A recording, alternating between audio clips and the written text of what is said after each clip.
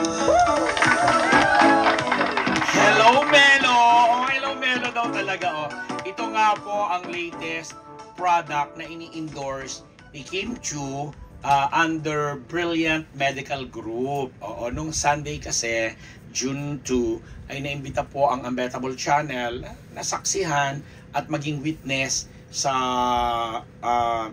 contract signing nito ni Kim Chiu.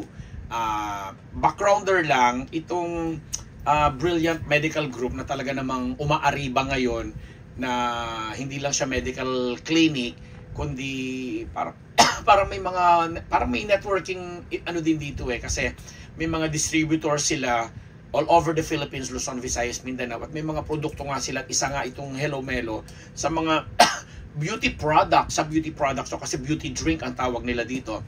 Isa sa mga products na dinidistribute nila along with other products pa. Plus, meron din silang clinic talaga na nagbibigay naman ng mga serbisyo sa facial, mga pampapayat, mga kung anik-anik pa. At naging endorser nga nila dito si RC Munoz at saka si Paul Avellino, o di ba? Na kaibigan nung may-ari na si Miss Glenda Victoria, na vlogger ito si Miss Glenda, tapos umasenso, tapos nag-hit ang kanyang mga produkto. At dahil big fan siya nito ni na RC Munoz, ni na Paul Avellino, kinuha silang mga endorsers until nga umabot na sa isa rin sa pinaka iniidolo niyang si Kim Chiu. Kaya na-imbita na maging endorser din si Kim.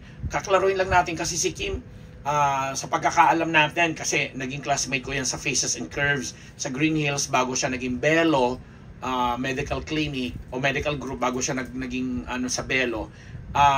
Yung produktong Hello Melo yung kanyang ini-endorso sa Brilliant Medical Group. Hindi ko nga alam kung paano nila kasi syempre yung mga services ng clinic ay alam namin, ang assumption namin, ina-avail pa rin niya sa Bello Group, na mai-segue ko lang na yung Bello Medical Group ay under na ngayon ng MWell, ng MVP Group, yung si Ginoong Manny V. Pangilinan, na nagpapatakbo rin ng mga maraming hospitals at mga health at mga beauty clinics, at nakuha na nga nila ang pagmamanage nitong Bello. O yun lang on the side. So anyway, sa pagpasok sa beauty clinic industry nitong Brilliant Medical Group, ay nakuha nga po nila ang serbisyo ni Kim Chiu para maging endorser nitong produkto nilang Hello Melo. Melon yan melon flavor yan na beauty drink.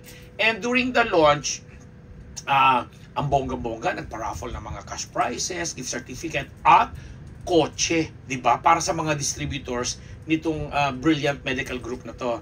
And may instance doon na talaga namang, kasi si RC Munoz, may announce ko rin na naging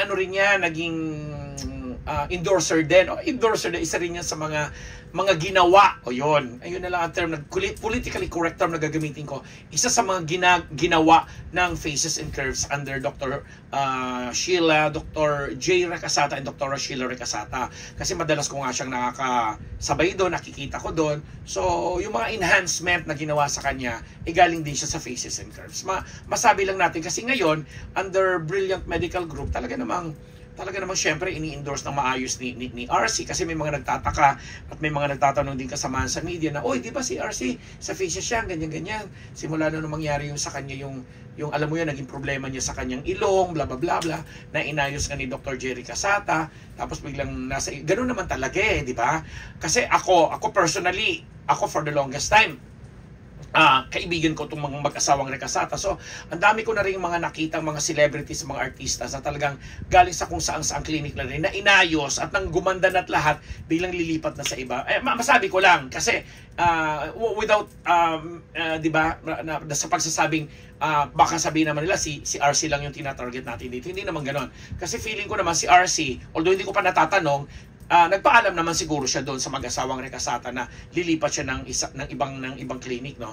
But ang issue natin dito, hindi lang naman yun si RC ang gumawa ng ganon. Marami pang iba na gusto ko nang i-announce ngayon. Yes, nandiyan yung Gonzaga sisters, si Tony, si Alex, si Christine Reyes, si Maha Salvador, yun na nga, si Kim Chiu, si Chris Bernal, sino pa ba may mga isang mga celebrities na sikat na talagang si Bel Mariano, si Alexa Ilacad, si KD yung kapartner ni Alexa, si KD Estrada, at marami pang iba. Ang daming ibang galing mga doon na simula sa faces, tapos yun na pag gumaganda na ang mga career, yun na, with all due respect sa inyong lahat ng mga binanggit ko, may mga kanya-kanya silang rason kung bakit sila lumilipat ng clinic. But kami sa faces. But anyway, so eto na nga, nung nandoon na kami nung Sunday, masaya, kumanta-kanta pa si RC, pinakita niya pagiging rockstar niya doon. Although marami nga nakapuna at nakapansin sa bagong itsura niya ngayon na mahabang hair, tapos anong tawag dito, parang nag-dry ang itsura, parang nag-mature. And then from there, na balitaan nga natin na wala na rin pala siya sa Star Magic, hindi na siya minamanage ng Star Magic, kumbaga nagpi-freelance na siya. Kaya pala sa napakatagal ng panahon na hindi na natin siya nababalitaan or napapanood na gumagawa ng mga teleserye or movies man lang, kasi nga parang nagpi-freelance na siya ngayon. At ito nga yung isa sa mga pinagkakaabalahan niya, yung pagpo-podcast at pagiging endorser nitong sa Brilliant Medical Group. And with Paulo naman, na kumanta that time, na siyempre pinagbigyan yung naghuhumiyaw at napakalakas na mga sigawan ng mga fans, mga distributors sa tambalan nila ni Kim. Siyempre nagpakilig, tapos isang kanta lang talaga dapat siya. Talaga namang isang kanta lang ang kinanta niya, pero nung kinakantsawan na siya to do more, to do another song, sinabi niya, napakilig siya na, pwede naman po, basta magduduet kami ni Kim Chiu. Di ba? Talagang may ganun si Paul Avellino. Alam na alam niyang kilitiin ng mga audience niya. Na syempre naman, ikinagalak ng lahat. But then again, hindi nga po nangyaring duet na yan. Kasi syempre, launch yun kay Kim Chiu. Solo moment ni Kim Chiu yun, na sinuportahan nga nitong mga kapwa niya endorsers sa Brilliant Medical Group na sina RC Munoz at saka ni Paul Avellino. Tapos hindi nga sila nagpang-abot on stage hindi sila, alam mo yun, hindi nagkaroon ng pagkakataon na kapwa sila nandoon para mapagbigyan siguro yung mga kilig-kilig na fans. Kasi nga, alam nating lahat, ang may sinusunod din namang programa, protocol na yung moment na yon, kumbaga sa ikakasal, para yung kay Kim Chiu. At hindi, although nauna nang nagbigay ng suporta kasi endorser din naman si Paula at saka si Archie, si RC, yun sila yung nag-handle ng program ng mga raffle. At pagdating kay Kim Chiu, yun na nga, pinaliwanag niya na dahil sa kabaitan nitong may-ari, dahil pinagbigyan niya yung ganito, ganyan, at naniniwala siya doon sa produkto, kaya daw niya tinanggap po ang pag-endorse itong Hello Melo. Yung ganun lang kasimple. But then again, doon sa mga fans ng Kim Pao, talagang tinitingnan nila ito na magandang achievement, kasi nga parang package din lang nangyayari na, siguro, na malaki ang naitulong ni Paulo para makumbinsi si Kim na i-endorse niya ito, considering the fact na nasa ibang clinic nga naman na nakatali or nakakontrata itong si Kim Chiu, di ba? Which is Belo nga, na mga beauty services ay doon niya ginagawa. But this time, itong beauty drink na ini-endorse niya sa ibang clinic naman. So, siguro may mga ganong arrangement, may mga ganong usapan, at siguro naman ay nagpaalam din naman si Kim na i-endorse niya ito, at hindi naman siya papabayaan ng kanyang management outfit na basta-basta mag-endorse na lang na may mga posibleng masagasaan dahil nga sa ganyang mga pare-parehong serbisyong binibigay. Kasi beauty is beauty, at iisa rin naman yung pinanggagalingan ng mga lahat. Iisa rin naman yung tawag natin pagdating sa pag magpapa-facial ka, ganyan-ganyan. But the thing is, since produkto, yun. Well, sa mga Kim Pao, masaya silang lahat kasi nga sa tagumpay ng tandem na ito, and gusto na rin naming tumbukin dito yung naging pakiusap minsan ni Paul Avellino sa mga fans ni Kim na pabayaan munang iproseso ni Kim ang kanyang emosyon at wag pilitin. O yan, kay Paulo na nananggaling yan, ha. Wag pilitin daw na i-ship sila. Parang gano'n ang although hindi yun ang exact words, basta nakiusap lang itong si Paulo na hayaan natin, bigyan natin ng time si Kim na ma-process yung pinagdaanan niya pagdating sa usaping puso. Kasi nga ang daming mga Again, mga delulu, tatawagin ko ng delulu, na mga iba ha, hindi kayo lahat. Yung may mga ibang delulu talaga na pilit na pinaniniwalaan na magjowa na si Kim at saka si Paulo. Ayan, nanggaling na kay Paulo, yung salitang wag i-push ng i-push kasi hayaan nating iproseso.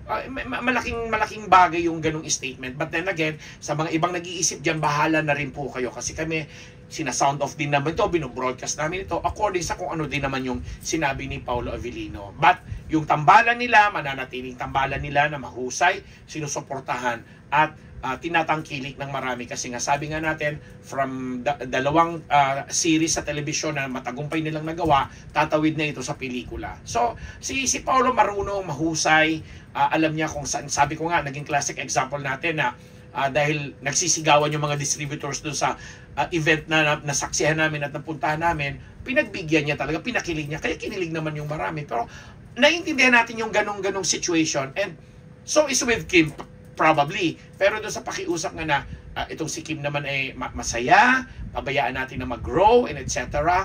Ipagbigyan din naman natin. Wag lang talaga masyado talagang yung iba naman na nagpipilit or pinipilit. Kasi kung darating, kung sila. Kasi nga, base na rin sa mga previous podcast natin, at gusto paniwalaan ng iba, paniwalaan nyo po yun. Pero itong dalawang nagtatrabaho na to, mabusisi, masikap, masusi, at gusto nilang na i-please ang mga taong sumusuporta sa kanila.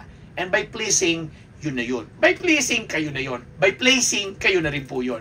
Ako ang inyong lingkod, Papa Unbearable Ambat Nabus, nagpapasalamat dito lamang sa Unbearable Channel.